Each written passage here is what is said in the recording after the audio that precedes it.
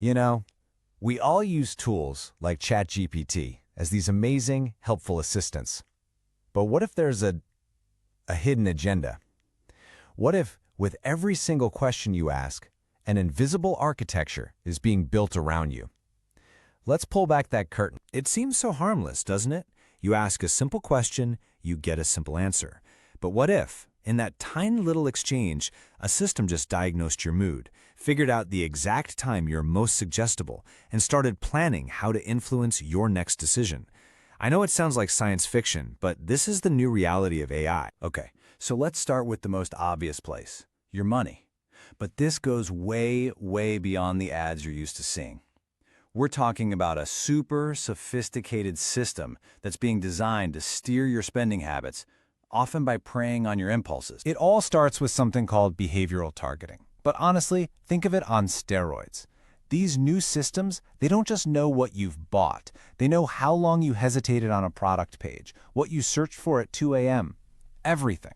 They use all that data to predict what you're going to buy next, and they're specifically looking for your moments of vulnerability to turn a passing thought into a buy now click. And then it gets even worse with something called dark patterns. You've seen these before, right? Sneaky design tricks, like a countdown timer that creates fake urgency. Now, I want you to imagine an AI that has learned exactly which of those tricks you personally fall for, and then it deploys them in real time, custom-made just for you. That is a terrifying new level of manipulation. I mean, this really shows the huge shift. The old way was simple. You looked at shoes, you saw ads for shoes. Pretty straightforward. But the new AI playbook, it's a whole different game. It predicts your emotional state, it knows your personal impulse triggers, and then it launches a perfectly timed, persuasive message designed to get that click. And look, this has real consequences for you and me.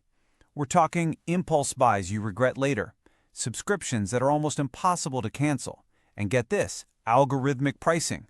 That's where you might pay more for a flight than the person sitting right next to you, just because an AI flagged you as someone who's willing to spend more.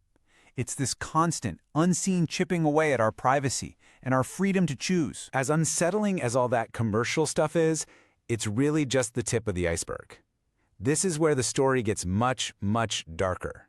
Because what happens when the target isn't your wallet, but what you think, what you believe, your entire worldview? This is where AI manipulation gets truly dangerous.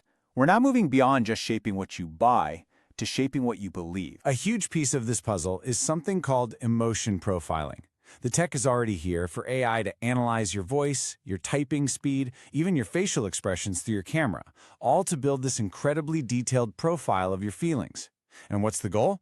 To identify the precise moments when you are most open to suggestion, and then subtly feed you certain information or opinions. And it's so incredibly effective because of a really simple psychological trick. It's called the similarity attraction effect. Basically, when an AI assistant's personality feels familiar and friendly, we instinctively start to trust it. And that trust, whether we realize it or not, makes us way more open to being persuaded. And if you think this is all just some future hypothetical threat, you just have to remember Cambridge Analytica. That was the real-world preview. They used data mining and emotionally charged ads to target millions of voters to actually disrupt a democratic process. The power of this tech to shape public opinion has already been proven, and it's scary. So where is all this happening? I mean, this architecture of manipulation, it isn't some far-off concept in a secret lab. Its components are already here, embedded in the technology you and I use every single day. Seriously, think about the apps on your phone. The infinite scroll, the autoplay videos, the constant notifications. None of that is an accident. They are meticulously crafted, AI-optimized tools. They're designed to trigger little dopamine reward loops in your brain to keep you hooked, to keep you scrolling. And the manipulation also targets the most vulnerable among us. This idea of emoji toys is just chilling.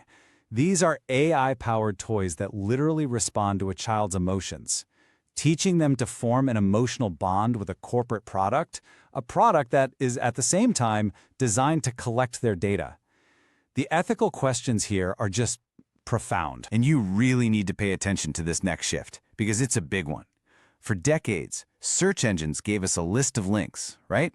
Now, AI gives you a single, direct answer.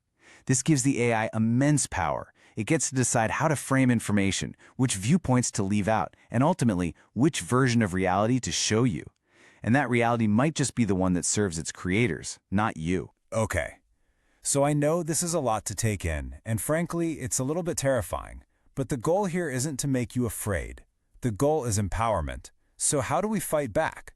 Let's talk about how we can turn all this awareness into our armor. So what's the answer? It's not throwing your phone in the river. It's developing a new kind of digital literacy. We have to start seeing these tools with a critical eye and really understand that they are not neutral. They were all designed with a purpose, and our job is to figure out what that purpose really is. The path forward really involves a few key things. We have to demand transparency from these companies. We have a right to know how we're being profiled and when we're being targeted. We need easy one-click ways to opt out of this stuff. And we absolutely need to support government regulations, like the EU's AI Act, which are some of the first real steps toward putting some rules on the board. But this dystopian future, it doesn't have to be our future. What if we built something different? Instead of this manipulative AI, just imagine a defensive AI, a personal AI assistant whose only job is to protect you, to flag manipulative language, to alert you to propaganda, and to give you back control. That one simple change would flip the entire script. So we can all take action, and these 3 steps are really the place to start. Demand transparency, support regulation, and maybe most important of all, question everything. Foster that critical thinking. Always ask yourself, why is the AI telling me this? This really sums up the whole thing. For years, we lived in an attention economy, where companies were just fighting for your eyeballs. Now we are entering an intention economy, a world where the product that's being bought and sold is your very own motivation, your desires, your beliefs, your intentions. So the next time you ask an AI a simple question, I want you to remember this. It's not really the answer that matters most. It's the silence that follows. That split second filled with calculations and predictions you'll never, ever hear that could very well determine your future.